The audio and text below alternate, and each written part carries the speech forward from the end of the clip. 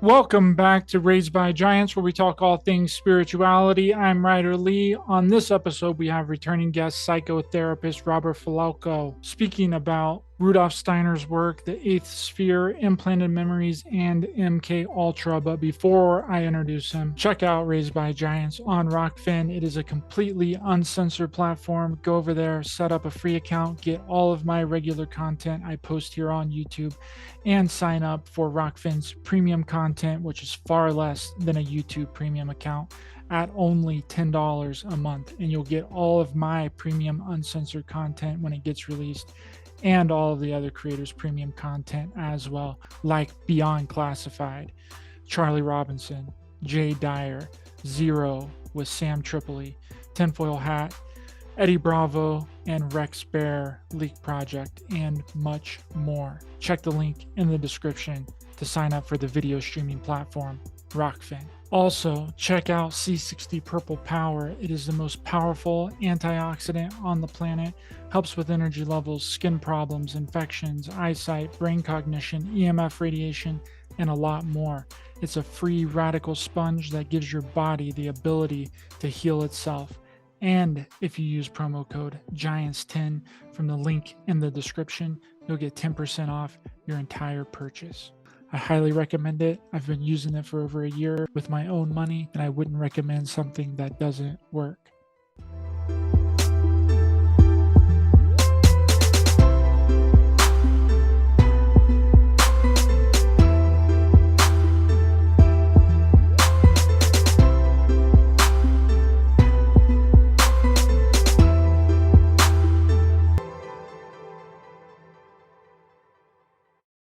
Robert, my friend, thanks so much for coming back on my show. It's been a minute since you've been on, but thank you. And I'm very excited to speak with you. We got some really interesting topics here to discuss today. So, how are you doing, my friend? Very good. Thank you. Nice to be back. Yes, sir. And what kind of sparked this was a post that I made on Facebook, which we've been in contact with each other for a while now. We've been trying to get something together for a little bit now.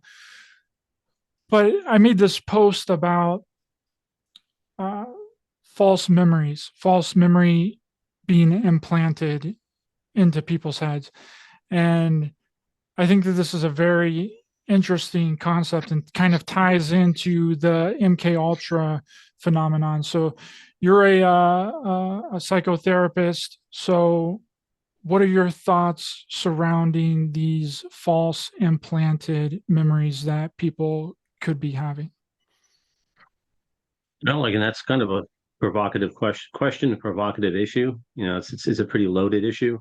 Um, I'm also, as we'll get into, a paranormal researcher, UFO researcher. So I've been interested in MK Ultra and its whole connection to the UFO phenomena for some time. But just getting into just the clinical aspects, I think what you brought up was very real. That there are false memories. I think it's important to distinguish that from the false memory foundation and their agenda and who was behind them, which people can research. It's not invalid to say that there are false memories doesn't invalidate, the abuse that has been uncovered. Um, Freud actually did the same thing back in the late 19th century. He uncovered all this sexual abuse going on in Victorian society, and then he covered it up and said um, it was all false memories or distortions, which I'm sure there's a backstory to that that's not completely known. But in the modern era, I mean, this has certainly come up. In the 70s and 80s, I was just starting my career as a psychotherapist, and dissociative disorder started to become better researched and better known. The whole idea of multiple personality, what we now call dissociative identity disorder, had been rejected for a long time. And it started to surface as a diagnosis again in the late 70s and 80s. And there was this huge debate about uh, the role of sexual trauma in creating these fractures in the personality, creating multiple personalities. Um, so I think there's one does not invalidate the other. False memories can certainly be created through hypnosis. They can be created through a mind control. MK Ultra is an example of that. There's a natural tendency to confabulate. The people who have Korsakoff's, for instance, due to alcohol abuse, can confabulate reality. So can people with schizophrenia. So can people under hypnosis who have come up with an explanation that's not reality based in order to have some sort of consistent view of reality. So it's a valid concept. Obviously, it's politically charged. I think you got in a little trouble bringing that up, and people kind of assume that you were negating the idea that people are being abused or there's sexual trauma. But I know that wasn't your intent at all. So that's how we got started. As I said, as I mentioned to you, I've had my own brush with MK Ultra type examples. There was a fellow who was that I did an intake on when I was working community mental health in 1993, I believe. I was co-leading a group for male survivors of sexual trauma, and an outside therapist had referred this person for the group. They started immediately talking about, having been raised in a hospital in Canada and having been abused from a young age, that they were the illegitimate child of one of the royal family. So I, listened to this person. They were clearly dissociative. They would communicate, different parts of themselves would communicate through their laptop, which they brought with them. Interestingly enough, this guy worked for the Defense Logistics Agency. So he was buried in the defense establishment. He wasn't appropriate for the group, really. So I only had the one session with him. But then I was just intrigued by it. I knew nothing at that point about MK Ultra. And I talked to a peer of mine who just happened to be there that day. It was kind of serendipitous. And he mentioned, I've heard that before, and he turned me on to the work of Corey Hammond. I don't know if you know of him. No, I don't. Corey Hammond. He's done a lot of early work with MK Ultra. In fact, he was one of the pioneers in understanding the different programs, which he named, that were part of the mind control of MK Ultra. And he literally wrote the book on hypnotherapy. This is a guy who is very well respected as a hypnotherapist.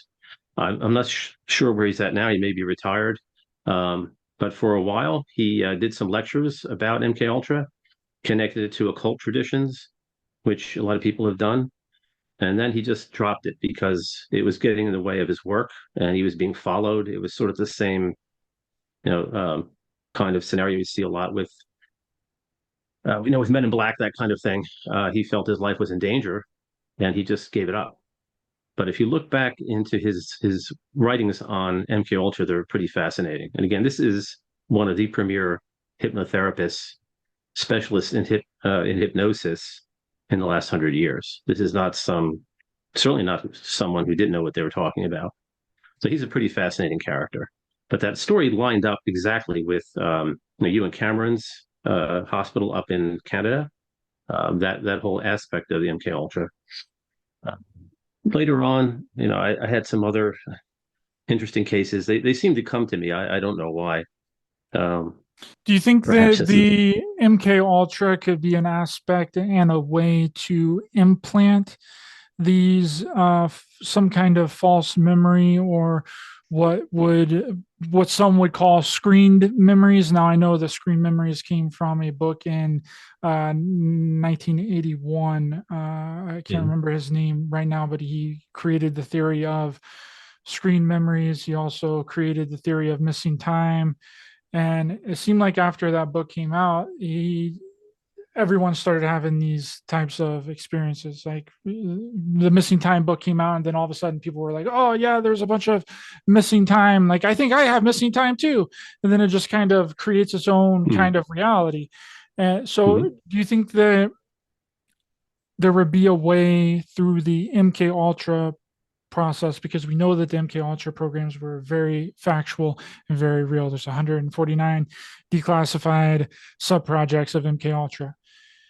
Do you think that that would be a way to implant some kind of false memory into the recipient's head, and then it lay dormant for a little while, and then later on in their life they would remember that false implanted memory through the MK Ultra process?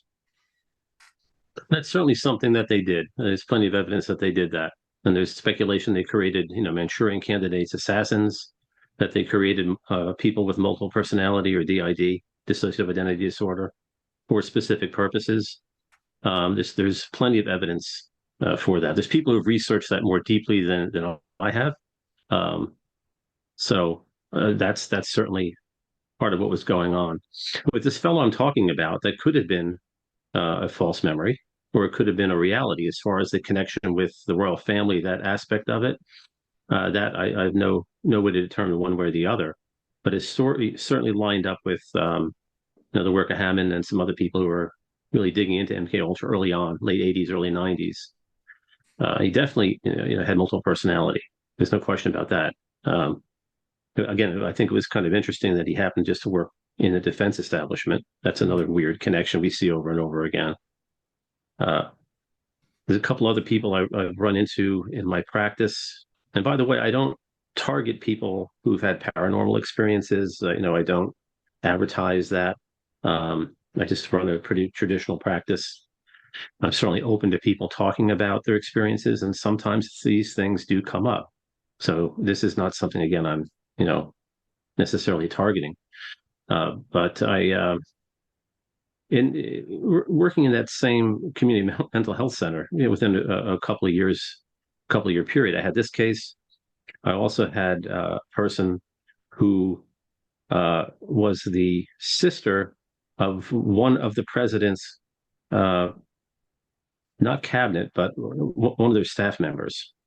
I'm not going to mention which president. I'm certainly not going to mention the person's name, but I started to uncover, a history of sexual trauma within their family, and that was pretty disturbing, and it was very different than um, the family narrative.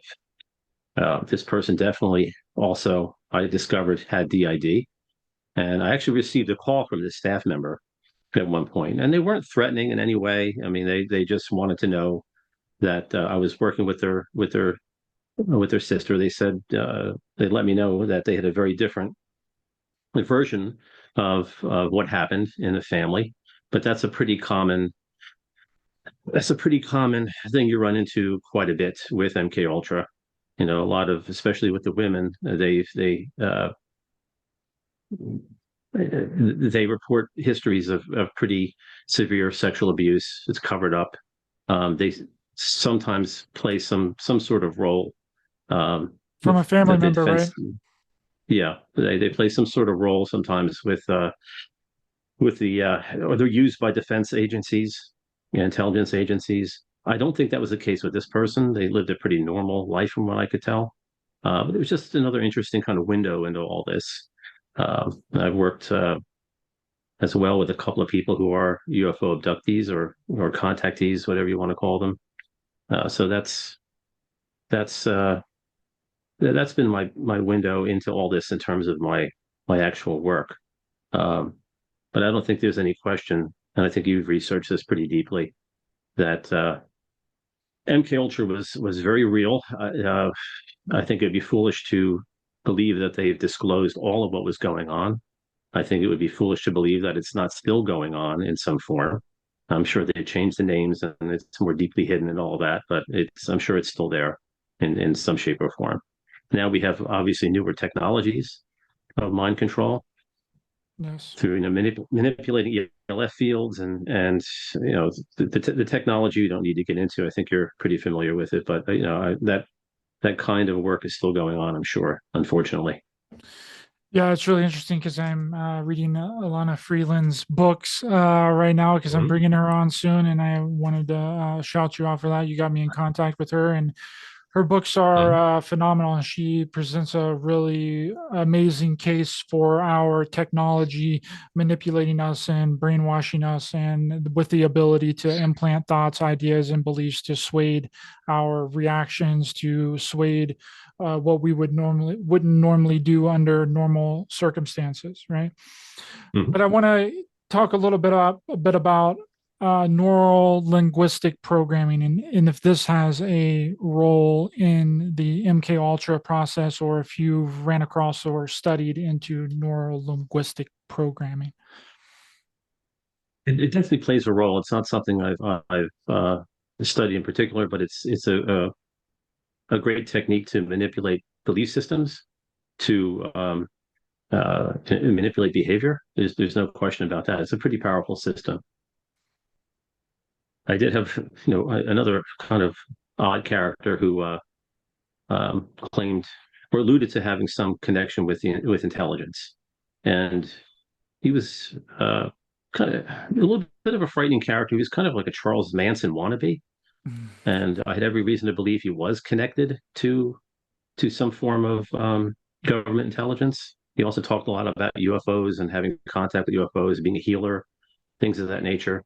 Um, he's when he came into the mental health center, people's hair would stand on end. He was people just viscerally reacted to him.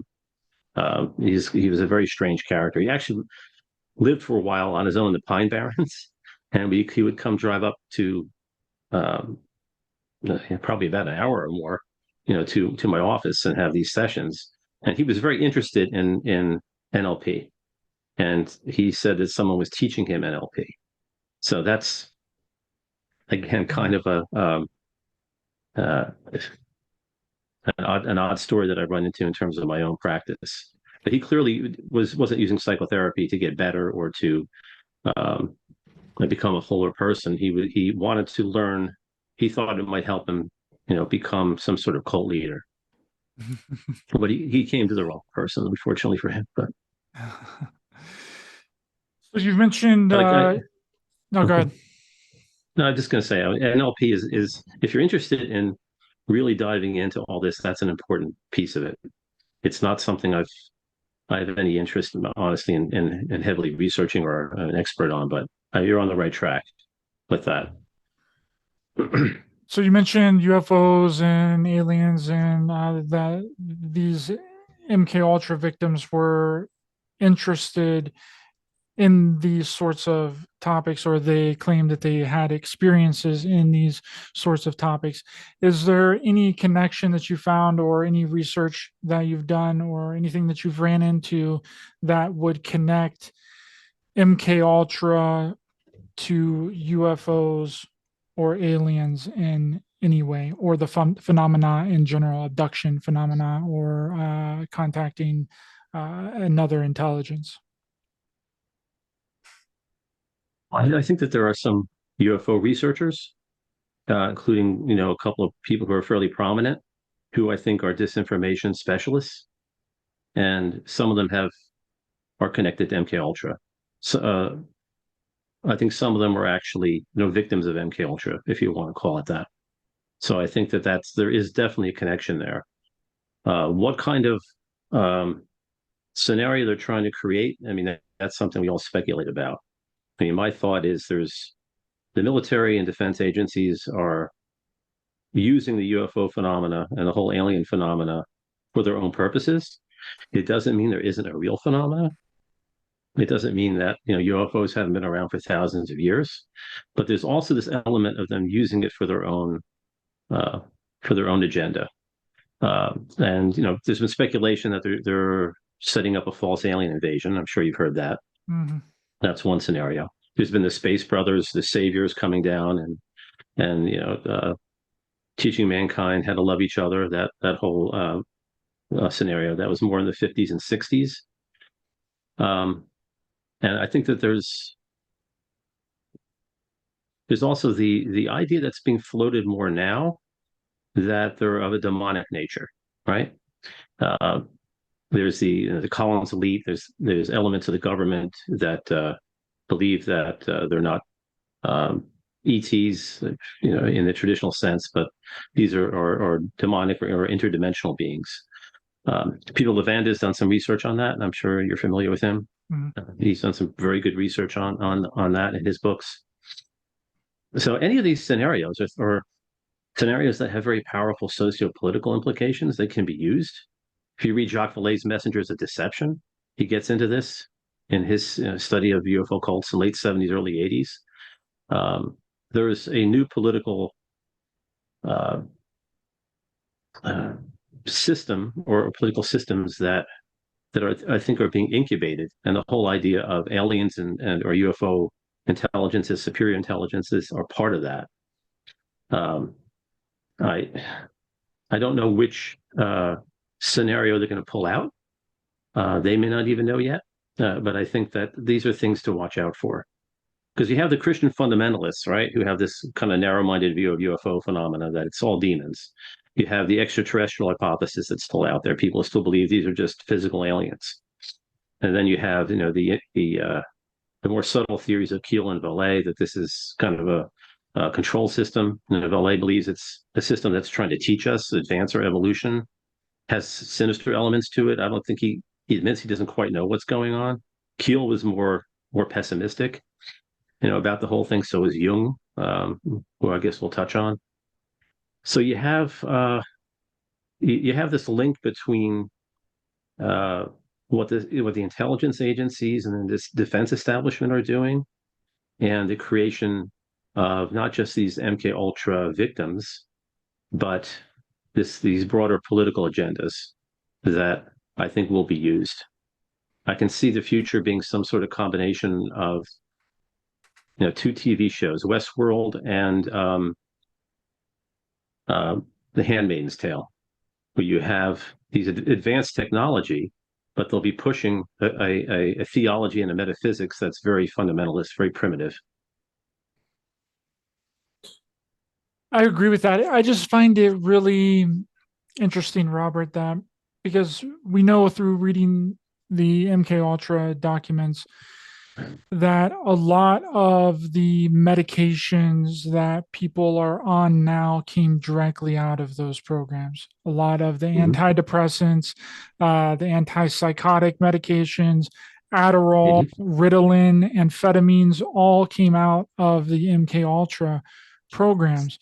And then there's also rumors and speculation that the Air Force was also doing MK Ultra programming as well, that they've never revealed. It's just people have speculated and theorized that they were also doing a type of MK Ultra program, and the CIA took the fall for it, and then they just went and did their own things, because there's people that have claimed that they would see something in the sky, something weird, and later on it would be shown in front of a group of people. Like there would be like a group of people at a park or something. They would see something weird in the sky, and then they would be approached later on by a strange figure, sometimes a man in black, some kind of straggly looking guy or something along those lines, that would ask each of the individuals exactly what they saw. Right. And that sounds like to me, and we know that the MK Ultra programs, they just started doing open air testing after the program was shut down. They just started doing it to everybody out in the open. Mm-hmm. Right. So to me, I think that some of this phenomenon can be boiled down to some form of psychological experimentation. I don't know. I think that's definitely true. They're definitely manipulating consciousness, and I think that there are UFO events that were created that were or artificial, so to speak. The psychotronic technologies. I think Vallée was the first one to really talk about that, and then bring in Lourdes and Fatima, which seem to be staged religious events that mimic the UFO sightings.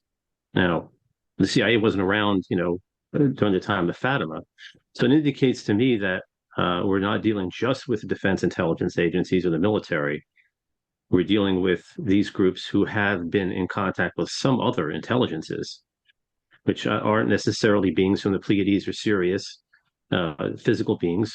I don't know exactly what they are. I think I lean more towards a demonic theory, but not a Christian fundamentalist, simplistic metaphysics around what demons are. It's just not that simple. I think it could be sold that way. And even like Lou Elizondo was talking about how a defense person came up to him and said, "Stay away from this stuff. This is demonic in nature." Mm. And that may well be, that may actually have happened. But it's interesting that he you know he wanted to put that out there. There's a reason why he mentioned that. There's a reason why. Levant has talked a lot about the Air Force, actually. The Air Force being involved a lot in viewing the phenomena as demonic and telling people to stay away from it. So, it's your typical, wall of mirrors, the CIA wall of mirrors, where it's hard to tell, truth from reality. But definitely some of these things are staged. If you look at George Adamski, you're familiar with George Adamski, 1950s Yes. contactee? He seems to have been connected to intelligence communities. He was an interesting character who just seemed to always find a way to support himself. And he just has an interesting backstory. But he seems to be able to have manifested lights in the sky, some contact experiences, sort of like Stephen Greer, who is an interesting character. Let me put it that way. Um, so I, I think some of this, again, the narrative, the key thing here is the narrative that's being created. Why are they trying to create this narrative of aliens, whether they're friendly aliens or whether they're um, uh, malevolent aliens or a combination of both? They're manipulating this whole narrative for some sort of purpose. It doesn't mean that there aren't intelligences behind them. And if you look at the history of black magic and Crowley and Parsons, that stuff's been talked about over and over again, right? The connection between science and this phenomena. Uh, uh, there's it indicates to me again that there are other intelligences involved that are probably running the show. Um, and it's very possible that even the military and intelligence agencies don't quite know what they're dealing with. They may not really know what they're working with. So in some sense, they may be as baffled about all this as we are. But they're clearly covering up a lot. They know more than they say, and they're clearly using it for their own agenda. So My that's personal thoughts is that it's a giant, huge cover ups in order for them to never take responsibility for anything that they do, because they always have something else to blame. There's always another country to blame. There's always another group of people to blame. There's always something mm, else that they push everything off onto. Right. So I look at this phenomenon and this giant push that we're getting right now from the intelligence communities and these covert operation people, counterintelligence assets, people that they're propping up within the community to talk that they're somehow experts on UFOs now, mm, to cover up the fact that we have highly advanced technology, and that more than likely, again, this is my personal opinion, no proof, no real facts on this, that it's us, that the phenomenon that we experience, it's the military, it's us with our advanced craft, and it's been the military that's been abducting people, not actual physical ETs from off the planet. And this is echoed through Betty and Barney Hill's claims. Their first claims was that it was the military that abducted them. They witnessed people in military uniforms.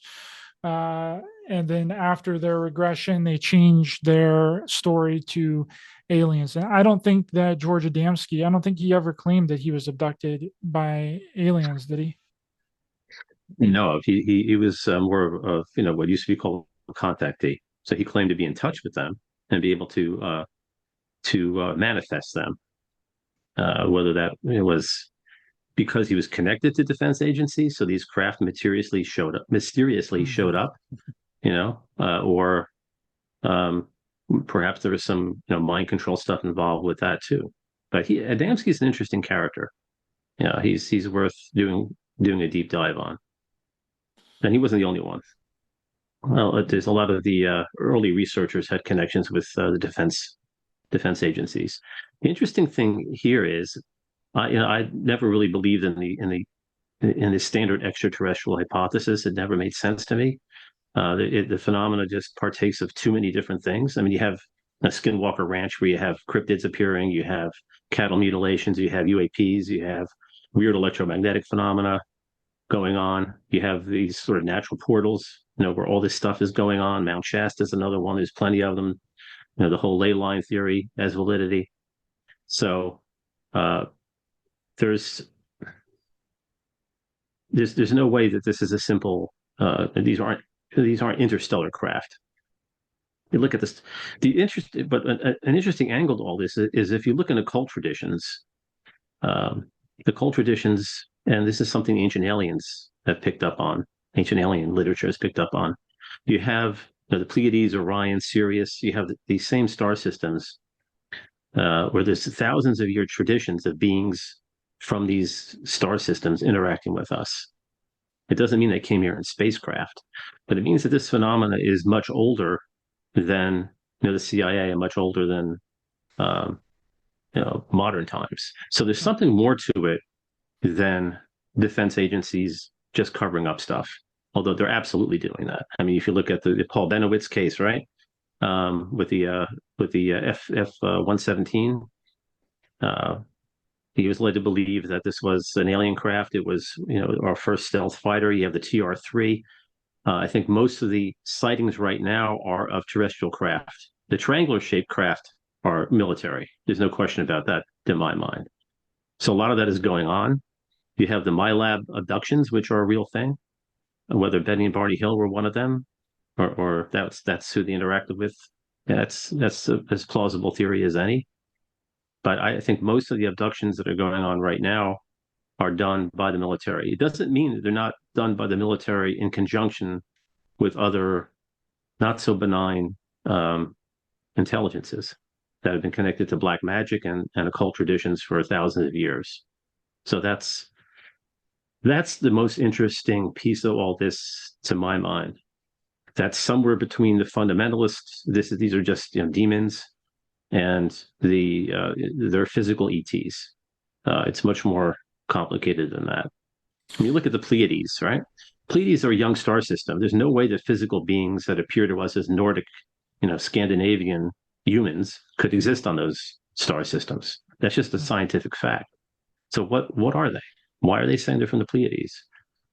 Are they from a more subtle vibrational level that exists in that star system? I don't know. Could be. But it's intriguing to me that these same star systems keep coming up. And you have the Pleiadians are always these Nordic, blue-eyed, blonde-haired beings, right? And you have the reptilians, and you have, some of this is just like it becomes like comic book nonsense after a while. People claiming that they've contacted, beings or from God knows where, from all different star systems. Now, Mary Rodwell's work is pretty interesting. Are you familiar with her at all? Yeah, I've had her on my show. Yeah. Okay. Yeah. This is also where things get complicated because I think she's a sincere person, and I think that she is onto something there, which indicates to me that there's certainly other intelligences that are interacting with some of the children that she's worked with. And the star languages they claim to be able to speak. That's a pretty fascinating thing. I actually had a conversation with her. I contacted her. She was kind of interested in the fact that I'm a psychotherapist. That's how she started out in that field, and I'm also interested in UFOs. Um, and I just found her to be a sincere person. I think somewhat naive in some respects. I mean, she believes that the entire history of UFO abductions is due to my lab. That all the other beings are benign, which I think is not true. But I do respect her work. So it'd be nice if all this was nice, black and white, and we could just wrap it up in a bow, but it isn't, right?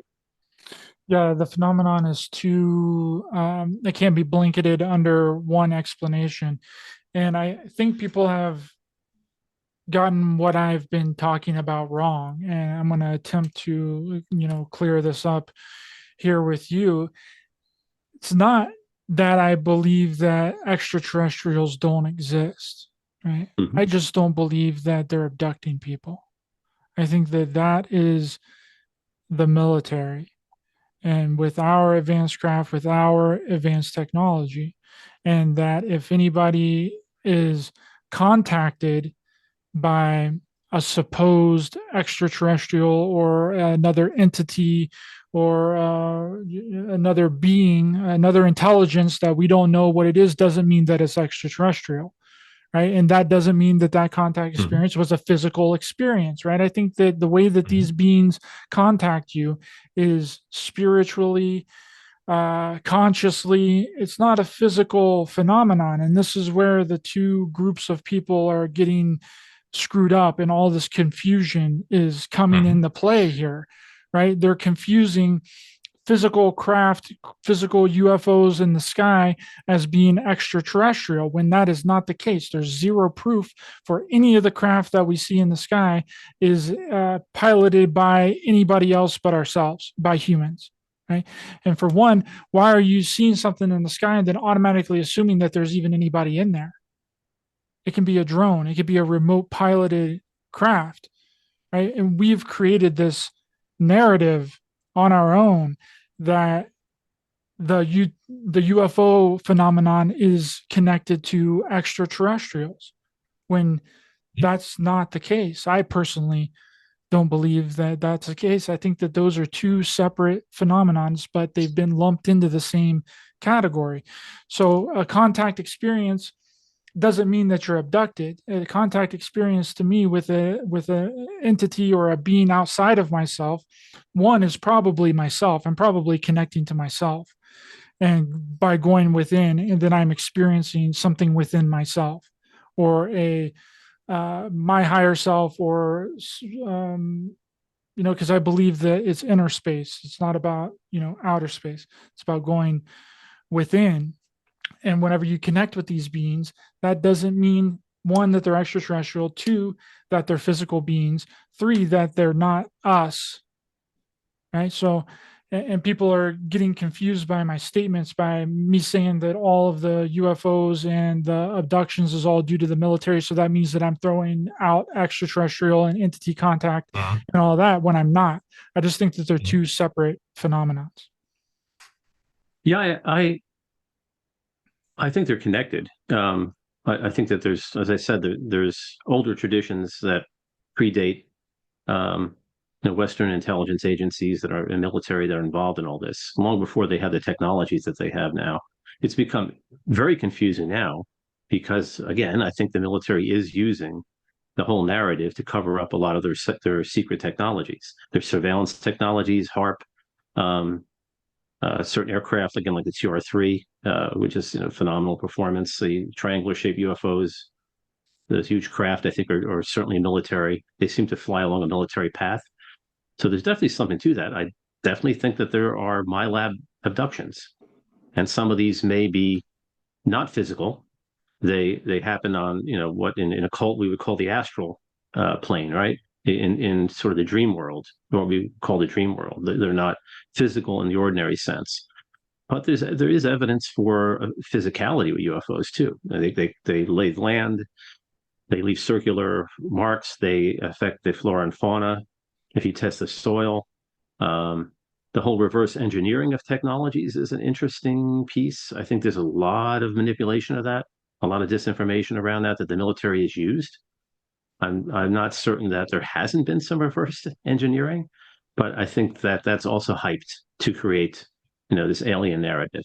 So I lean more towards these beings being interdimensional, and not. I think occult traditions will illuminate that a lot more than a simple flesh and blood ancient alien kind of hypothesis. I mean, the ancient alien stuff is very simplistic. They uncover a lot of evidence for older civilizations, older technologies. I think that they do a service in that regard, but they try to reduce everything to flesh. They're always talking about flesh and blood aliens, right? And that's just not, that doesn't begin to explain all of what's going on. So in a sense, I agree with you. I kind of have, I guess, a third point of view, perhaps. It was Bud Hopkins that wrote that book in Missing Time. Missing Time, that created that whole hypothesis and the hypothesis of screen memories. as well due to the abduction phenomenon. It just popped into my head. But you sent me a paper recently on that you had written, which I thought was really interesting. Which is, I think, is a good time to bring this part of the interview into discussion, because I found your paper really balanced. You had a lot of different theories from a bunch of different people in there, and your explanations were really spot on. So for people that haven't read it, can you give Rudolf Steiner's perspective and what you've done with researching him, of what he thought of the phenomenon? Well, Steiner died in 1925, so he didn't really have an opinion about the phenomenon per se. There's only one uh, example of him commenting on early aerial phenomena from the early 20s. And he said that they come from the eighth sphere, which is an occult concept. Um, that's, I guess we can get into Steiner's cosmology to some degree. But as I was saying, I think occult traditions have a lot to say in helping us understand a lot of the paranormal phenomena we're looking at, including UFOs. I think that's going to be probably the richest area of research going forward. Um, and Steiner was one of the great occult philosophers of the late 19th, early 20th centuries. He was a polymath. He was trained in engineering. Um, he started his own movement, anthroposophy, which came out of theosophy. Um, he had his own his own version of, or more accurately, a Rosicrucian version of Christianity, which is central to his whole philosophy. I just find that his cosmology is kind of is relevant to the UFO field.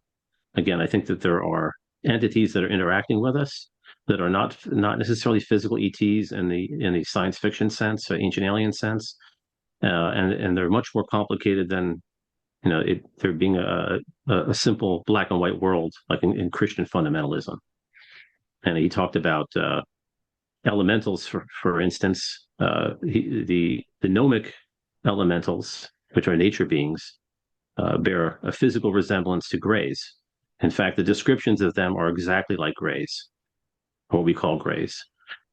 He speculated that elementals would form a confederation with some of the higher beings of hindrance, or evil beings like Lucifer and Ahriman are two. Um, and what we see in UFO phenomena is this hierarchy of beings. We have the tall grays, we have the short grays, we have the mantids, we have these beings who form some sort of hierarchy. You have the worker, the grays, the little grays seem to be the worker bees. They seem to be well, they look just like elementals, the way elementals are described, and they're reported, in these contactee abduction experiences. But you have these higher beings that are in control. I just find that kind of intriguing. He also talked about, and this kind of gets into the hybridization aspect of UFOs. He mentioned that in the future, humans would stop having reproducing biologically, and that the only reason why this would be extended for a period of time is because of dark powers, as he described, or fallen angels. Again, his cosmology is traditional in some respects, and that he talks about beings like Lucifer and Ahriman, fallen angels, things of that nature. But he also was trained in science. He wanted to bring a very scientific approach to understanding paranormal experiences. He claimed to be clairvoyant and be able to go into other dimensions and to see what was going on there. So he's quite an interesting character. So it's difficult to summarize his work in a short conversation. He was the inspiration behind Waldorf schools, biodynamic gardening, and biodynamic agriculture. Um, uh, Quite an interesting character. But I think his cosmology is, and I'm not the only one, but I think I'm kind of pioneered this more than anyone. His cosmology yeah, which resembles Tolkien in some respects. I think if you want to have a modern kind of perspective into it, it is more complicated than Tolkien in terms of good and evil, but it resembles Tolkien in a lot of ways. So you have this battle between good and evil going on in terms of managing human evolution. He did say that if human evolution goes awry, if we go in the wrong direction, that we'll be forced to live with ant beings. And again, this kind of ties in with some of the theories of Jacobs and Hopkins, who believed that the abductions were sinister in nature, and that aliens would come down, we'd be forced to live with them, right? I'm sure you're familiar with that scenario. It's interesting to me. He wrote about this in the 1920s, and the Hopi traditions have talk about ant beings that they live Yes. with underground, and they describe them exactly like greys, mechanical in nature, uh, big heads, thin arms. It's exactly what we see with greys. So that is a really interesting window into connecting older traditions, occult traditions, with the modern UFO phenomena. They're definitely interconnected. Now, who are all the players in all this? I think Steiner gives a good a good picture of that, probably more so than anybody else. That is at least plausible. And he talks about uh, Ahriman being a being of subnature who is very interested in pushing technology and materialism, which is obviously something that has become more and more powerful in our world in the past decades. Again, Steiner wrote in the late 19th, early 20th centuries. We didn't even have pocket calculators then. Technology was, yeah, the Wright brothers had just flown their first airplane around the time he was writing some of this stuff, and he warned against, the automatic hive mind that would develop from these intelligences, and he connected them to a being um, is who lives in subnature, who lives in um, the world of electricity and magnetism. It's again, it's his for someone who's not familiar at all with Steiner or these occult cosmologies. It all sounds extremely strange. It all sounds a bit crazy, I guess, to some people who are used to looking at things in a very mechanistic way or materialistic way, or from the lens of modern science. But um, there's been thousands of years of these occult and religious traditions of the existence of a hierarchy of beings, including beings that are beings of hindrance or evil. There's a much longer tradition of that than there is of modern science. So when looking at Rudolf Steiner's work, and he's talking about this eighth sphere, that it being something that Ahriman sucks humanity up into, is kind of Mm-hmm. my thoughts from doing a little research on him. And this kind of Mm-hmm. seems like a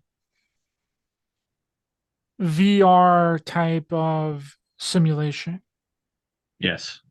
Would you agree that that's what it would kind of translate to in modern terms?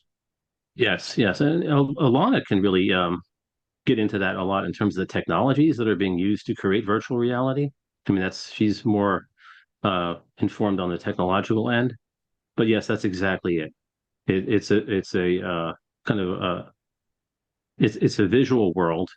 It's a world of pictorial thinking that exists in the eighth sphere that people are being sucked into. And what does that sound like? It sounds like virtual reality. We're being torn away from spiritual connections with nature, with or organic being. I mean, there's plenty of people who are looking forward to having their consciousness uploaded into computer, Mhm. where we would completely lose connection with any kind of organic connection with our bodies and with the natural world. So that's what Steiner talked about again 120 years ago, was that this was part of the agenda of dark societies of humans connected to Ahriman. Um, and this was his major goal, was to try to basically steal our souls by offering us this virtual world filled with uh, stimulation filled with this exciting kind of meta world, right? But completely disconnected from the organic world. And I think this is a very dangerous idea because obviously you have scientists that are pushing not only that this is a good idea, but that all of reality is this computer simulation, which I think is the most dangerous, insidious idea that's out there right now. Because again, we're not meant, I think, if you look at it in terms of like good gods and bad gods, if you want to look at it that simply, I think that we're meant to evolve organically through reincarnation, through karma, to this world. It was created for us, but it wasn't created for us to detach ourselves into some a pictorial, disconnected reality. But we were supposed to develop a spiritualized bodies, a spiritualizing matter, which is part of the Kabbalah. It's part of a lot of occult traditions. This is what our good destinies, so to speak, is supposed to be about, not getting caught up in these sort of false or pseudo realities. And that's exactly what Steiner was talking about. It's exactly what's happening now, where people are maybe at some point going to make a choice. Do I spend my time in these virtual realities? Do I lose my connection with my body? Maybe at some point we'll be able to download our consciousness into computers, but then we lose all connection with organicity, what I call an organic singularity. I think we need to talk about creating and not creating, but uh, advocating for the existence of an organic singularity that we already have. There are untapped abilities that we have through our neural systems. We don't need, Elon Musk's phone in our head. We don't need artificial telepathy. We don't need all these things to develop these higher powers. We can do them on our own. So that covers a lot of different ground there. So, feel free to ask questions, or else I'll keep going on. Yeah, that seems like exactly what our reality is heading toward. It seems like there's a huge push to augment our consciousness and change us on a biometric physiological spectrum. Mm-hmm. And now I don't think that they necessarily want to have us all be robots. Right? I don't think that they Mm-hmm. want us to all be cyborgs. I think that that's a misdirection, like through movies and televisions, like the Mm-hmm. Terminator and all these robotic realities, human beings becoming like pure, um, unorganic life forms. I think that that's a fabrication. I don't think that they want that. I think that they want to have control of our thoughts, our ideas, our beliefs, and in that way, we are perfect robots. We can be controlled to do whatever it is they want us to do. Because if Mm-hmm. we are all mechanical machines, there's a lot of problems that come along with everyone being just mechanical machines, right? Mechanical machines break down. And we are already, I personally believe, the most programmable race out there, right? You just show somebody how to do something, you tell them something, you put out a thought, put out an idea, then people agree with it, people can do it. It's like being really hands on with someone. But I think that it's more feasible for the reality that they want to create is that we don't turn into cyborgs. Now there can be, I think, some kind of VR reality overlay that they kind of get us into, maybe something along the lines of the Matrix, where we're kind of just stuck in pods, and then we're in this reality, but we're really in another reality, which I think is a trap for us not to be able to get out.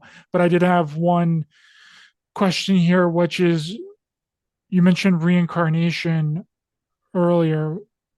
Is there, did Rudolf Steiner comment on reincarnation? What was his thoughts and his ideas behind reincarnation?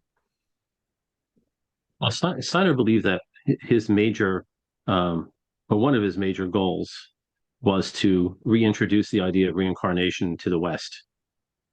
So he definitely believed in it. He wrote a 7-book series on karma, where he gets into how karma works, how reincarnation works, speculates, or he claims like clairvoyantly to have seen into the past lives of many people. Um, Uh, it makes for pretty interesting reading. But yes, he believed in karma, he believed in reincarnation, he believed in the gradual perfection of us as beings, but embodied to the point where at some point no, we would no longer have illness. We would no longer have to reproduce biologically, as I mentioned before. That we would spiritualize matter, and he connected that to Christ. He connected that to the Shroud of Turin and the whole idea that the Christ body was resurrected in a more purified form, and that Christ is the model for humanity going forward. So, a controversial part of his theory, but it's all tied into this very different timeline or trajectory of human evolution. He believed, if human evolution goes in the right direction, we will all become empathic beings. We will be interconnected through a kind of collective unconscious, if you want to use Jung's term, but not with artificial technology.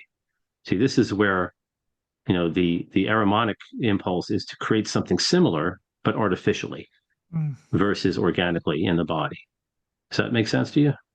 Absolutely, it makes 100% sense. We can see the proof of that in our just in the past 3 to 4 years.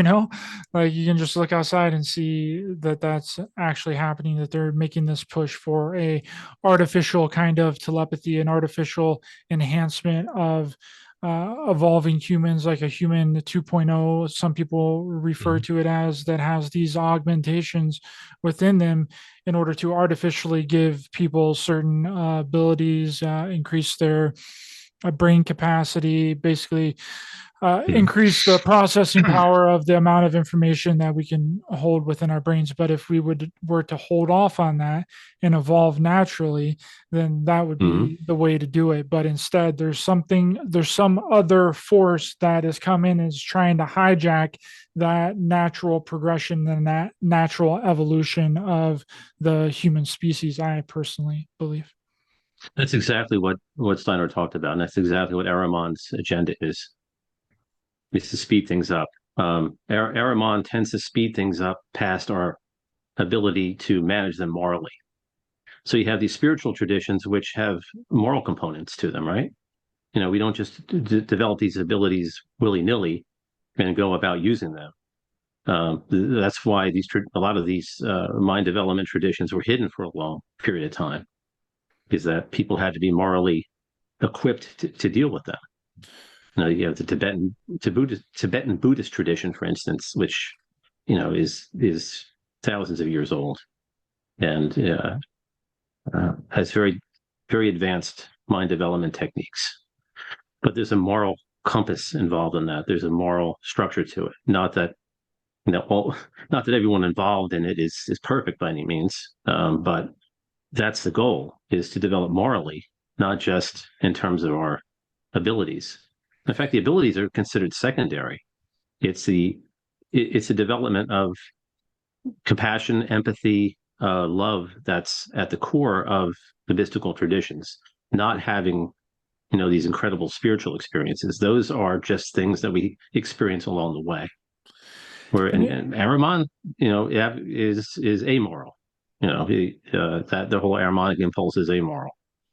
Imagine people with our level of moral development as human beings right now, having artificially developed psychic abilities. It would be like the movie Carrie. It would be a complete mess.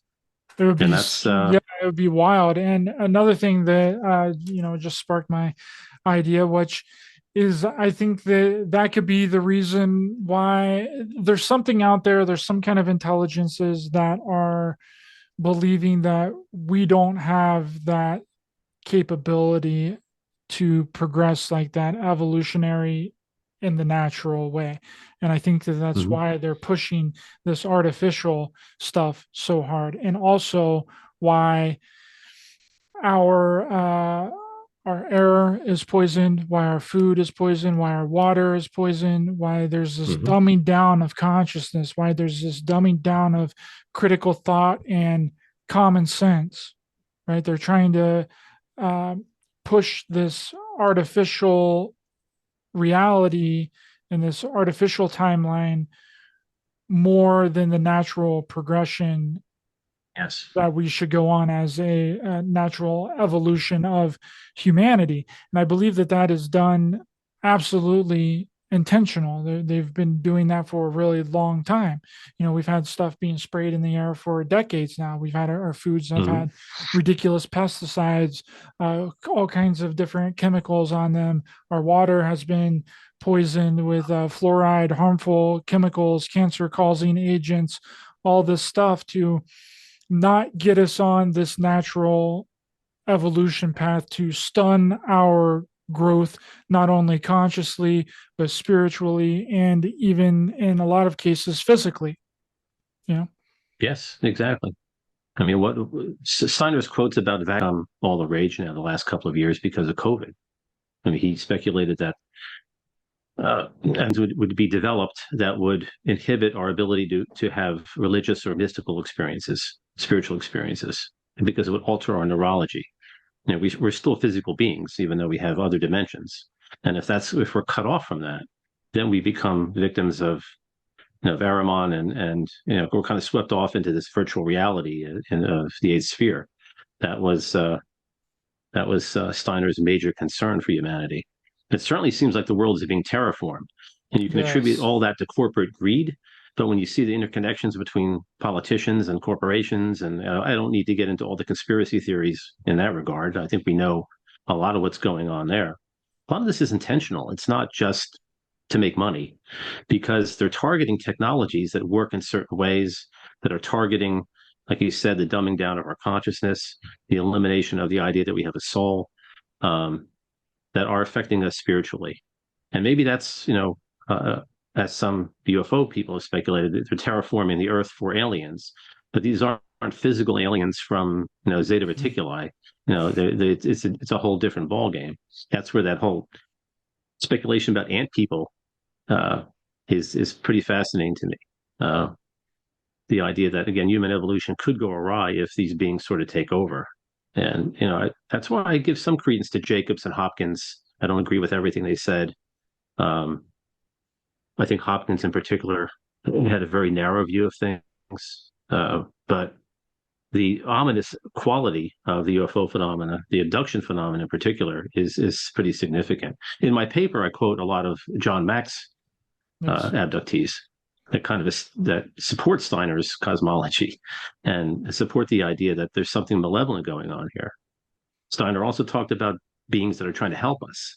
So this is also another angle where he talked about Venus supermen, the Vulcan beings. He has his own terminology, right? But that there are beings that are also trying to aid our development. So in a sense, it's not all bad. And I wonder if some of those beings are the ones that, like Mary Rodwell and some of the other people who look on the more positive side of things, are writing about. So I think that there are countervailing forces too. Um, I mean, we still live in a dualistic world here. We live in a world where we're dealing with different beings with different agendas. It's not this. We're all one kind of consciousness. There may be other parts of the universe where that's true. I kind of believe that. But for whatever reason, this world was created. We still live in a very dualistic world where um, I don't believe all the beings involved are trying to create some sort of uh, a mass kumbaya moment here, where these aliens are going to come down and all is going to be bliss. Yeah, like why would they do that? Why would they come down and be like, "Hey, you guys are so good down here. Y'all have done such a good job at not killing each other and being the best that you can be. We're going to give you all this technology and welcome to the golden new age." And that's not going to happen. It's Right. never going to happen. But Yeah, I we're want not to, ready for that. which I that's nothing bad to say about the human race. I think that this reality is really special, and I think that Mhm. we are only one of maybe a few left that actually has this type of reality in the universe. I think that, and that's what makes us special. We have that free will, we have that duality, we have that polarity Mhm. here, Mhm. and we just need Yes. to embrace it. because I don't think that other places have this kind of freedom. So, but that's a whole other conversation Well, and a that's whole other it's topic. interesting that you mentioned that, because that's a key occult concept, and that's something that Steiner emphasized quite a bit, was free will, and that we have to reach out to these beings that can aid us. They're not going to necessarily knock on our door and give us everything that we supposedly want or need. The other side is kind of doing that. I mean, they're kind of creating this artificial world that's very enticing, you know, but making us believe that's all there is, that the physical world is all that there is. It's all a computer simulation. It's all artificial. Nothing's real. And I think that, again, that's the most devastating concept out there if one believes in it. Now, I do believe that we are just here for the experience, and I think that that's what the purpose of us being here is for, is just to experience this reality and everything that it has to offer. The Yes. two extreme sides of the polarity. You got extreme, negative things over here, and then you have extreme positive things over here, and you're here to experience both of those. You just can't be here and experience nothing but love, light, and bliss, and all that stuff. That's not the way that it works. Now, you have certain periods of time in your life where it seems like that everything is love, light, and bliss, but it's a tipping scale, right? It goes back and Mm-hmm. forth, and that's the nature of a very simplistic version of the way that our reality works here. But I wanted to jump a little onto Carl Jung's work here with you, because Mm-hmm. I find his work very fascinating, and I'm starting to research more into him and his thoughts and his ideas, because they're very provoking, and they're you know pretty fringe, and things that people don't want to take into consideration because they're in a physical 3D reality, and they don't want to believe that maybe some of the things that they're experiencing is in their head, right? Mm-hmm. And his kind of thought and his kind of theory on the UFO and the abduction phenomenon is this idea of a shadow, right? And he thought the shadow was a part of our psyche, and he called this our dark brother, right? Mm-hmm. And that it's more than likely a part of our psyche, a part of our brain that we do not yet understand, that is developing and possibly creating these scenarios of abduction, UFO phenomenon, and aliens. What do you think of that? Yeah, Jung's book on flying saucers is still one of the best books ever written on it, and that wasn't his. He wrote some letters and follow up material afterwards, but he always believed that UFOs were psychoid in nature. And by that he meant they partake in both the physical and the mental world. I mean, later on, a lot of his books came out. His artwork, the Red Book and the Green Book, and some of his journals, where he was deeply involved in his own internal processes. He claimed that he had a daemon named Philemon who he'd walk with, who would be manifest as a physical being and walk with him in the garden and have conversations with him. So he kind of lived in, if you want to be clinically reductionist about it, he kind of lived in a schizophrenic world for a while, but he was able to integrate a lot of that. And that's part of encountering the shadow, is encountering the darker sides of ourselves, encountering all the mysterious back alleys of reality, and beginning to be able to navigate them and understand them. The true schizophrenic gets lost in all that and creates all these talk about false memories. They create false versions of reality that they're invested in. Someone like Jung was able to integrate a lot of that. And he believed that the UFO phenomenon was psychoid. He believed that, he analyzed the dreams of his patients who were having a lot of dreams of flying saucers and the circular mandala. He gets into the whole tradition of that, and the mythological meaning of UFOs. But he also stated that hallucinations or dreams don't show up on radar. He knew that there was a physical manifestation going on too, and that's what he meant by psychoid, partaking of both the physical and the mental worlds.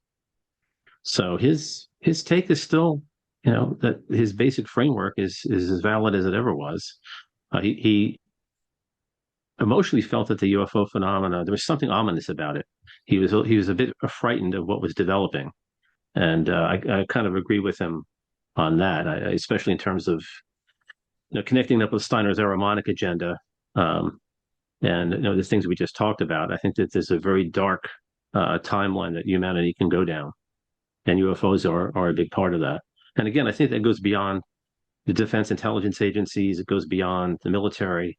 I think that there are elements in the military and defense agencies who are aligning with these forces. And I'm hoping that there are, it's sort of the black hats and the white hats kind of thing. I think that there are other forces, countervailing forces as well. But the phenomena cannot be reduced just to a human activity. Right, and I agree with that. And I think that, like I was mentioning, there are two separate ideas. Now, what do you think of, like I was mentioning earlier, with Bud Hopkins putting out this book and this missing time book, and then nobody was talking about missing time before he puts out this book, and then all of a sudden people are talking Mm-hmm. about missing time. Right now, I think that that's a perfect example of an egregorical reality, Mm-hmm. which is an occult term. Whatever you put your thoughts, ideas, beliefs into Mm-hmm. manifest in your reality, regardless if it's actually happened to you, whether it's a real or not, it's still there. Right. And I think that that's a perfect example of it. And I think that that's the way that a lot of our reality works. When someone comes out with a thought, an idea, or a belief, all it takes is a certain number of people believing or putting their energy or their time or their effort into that thought, idea, and belief that that person created, or that theory or that speculation. And then that theory, speculation, thought, idea, or belief becomes reality, regardless if it's real or not. What do you think of that? Well, I also think that's a piece of what's going on. I think that prayer is an example of that, right? Or voodoo is an example of that on more of a negative, I guess, a typically negative connotation to voodoo. There's tremendous power in uh, mass thought. You can create a mass hallucination. It doesn't mean things aren't real, but you can certainly manipulate consciousness in that way. And a basic foundation of occult thinking is that the mind is the builder, as Edgar Casey said, right? That our thoughts are very powerful, much more powerful than we imagine. So we can certainly create our own realities. Where things get complicated is that there are other beings. I think we live in a very vast ecology. Let me put it this way. I think the only way to look at this is not through physics, not through technology, but through ecology, understanding that there is an incredible range of beings that exist in the universe, both in our physical dimension and mostly outside of our physical dimension, and they interact with us. They influence our dreams. They influence our thoughts. It's not that we don't have free will in terms of our moral decisions. I think that we do. I think karma plays a role in that. But I think egregores are not necessarily created just by humans. They're created by human interaction with other beings that that are around us all the time, that influence us in subtle ways, including through our dreams. So it's again, I think that there's middle ground there. Uh, Advanced adepts like Tibetan Buddhists. I'm sure you're familiar with the term tulpa, creating a thought form that comes to life, creating doubles. The Panchen Lama, when he escaped, created a double that looked just like him and functioned just like him for a while, and then suddenly disappeared when he was trying to get away from Tibet when the Chinese invaded. You have, lots of histories of that in occult literature. This phenomenal ability of the human mind to create uh, things that even manifest physically. We know that from psychokinesis, ESP research. There's, you know, again, this gets back to the point that we have tremendous abilities, that we don't need all this artificial garbage, injected into our bodies or implanted into our brains. but we need to be morally developed enough to be able to harness these powers. That's one reason why they've been hidden from humanity for so long. Humanity right now at, at our level of moral development with even more advanced mind technologies, again, would be a disaster. We're just not ready for that yet. So again, I kind of jumped around there, but I hope I answered your question. Yes, thank you. Now I just have one last question for you before I let you go. Hmm. And this is a hefty daddy. Oh, This is a big daddy. So as a psychotherapist, Robert, if someone came to you and they asked you, they said, I believe that I was a part of a secret space program. I believe that I went to space for 20 years, fought aliens on Mars. I went to the hmm. moon, went to Jupiter.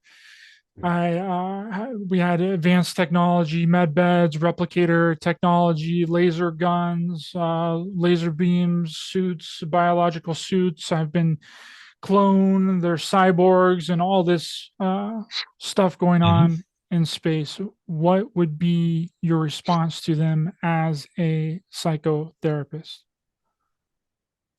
It's a good question. I mean, I would listen to them. I wouldn't challenge what they're saying if that's what they believe is a reality. I'd kind of wear two hats.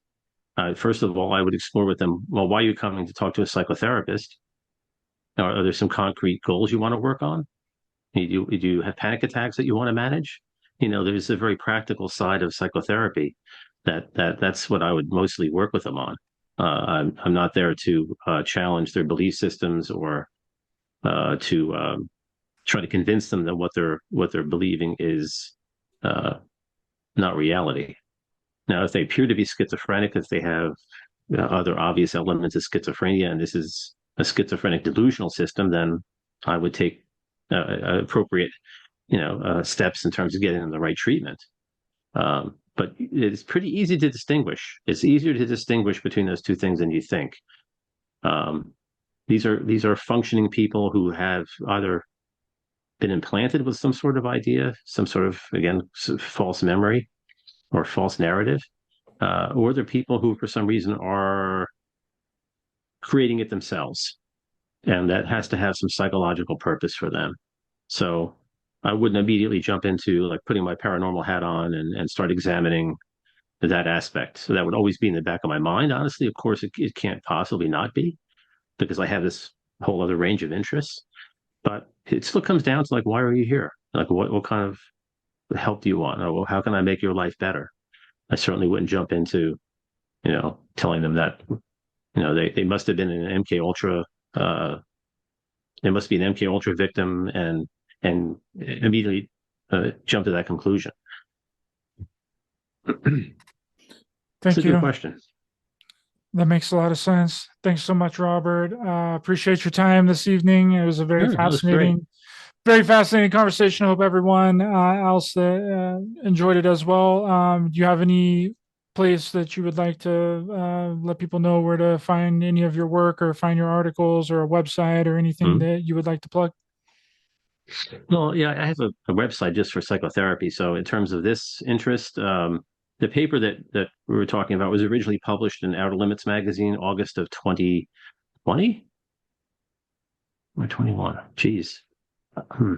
I think it's August of 2020, and I've Hmm. since expanded it and added material. The paper that I sent to you has not been published yet, but it's about a third bigger than the paper in Outer Limits magazine. I have some older publications.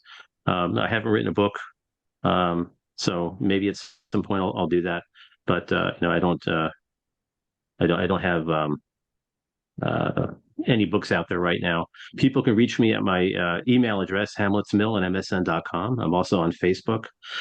And I have no problem interacting with people on Facebook as long as, they're reasonable. I haven't had any Facebook nightmares like some other people have had, so hopefully that'll continue. But feel free to reach out to me there if you want to talk or have a discussion. Thanks so much, my friends. The links and all the information to Robert's info will be in the description of this video. For everyone else, thanks for watching and listening. Much love to everyone in the chat. Please be sure to hit the thumbs up to help the channel in the YouTube algorithm. Share, subscribe, hit the bell icon as well for notifications. The links to all of my information is also in the description. And remember, we're not only in a spiritual war, but a war on humanity. Stay aware, stay alert, keep loving your heart for everyone, stay safe out there. And if you can see through the illusion, you are the solution. See you guys next time.